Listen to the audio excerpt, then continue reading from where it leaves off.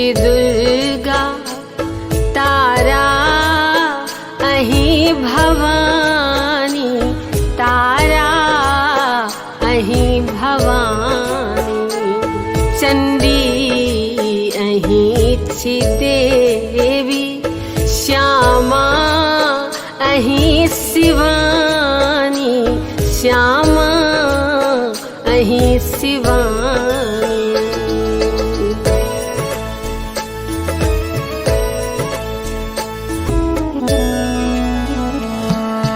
सब रूप में अहीं है माता जनक दुलारी।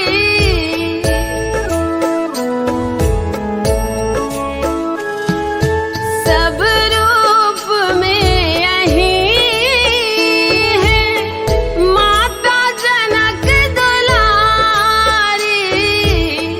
केलन पिता प्रतिज्ञा, तोरल धनुष अराई।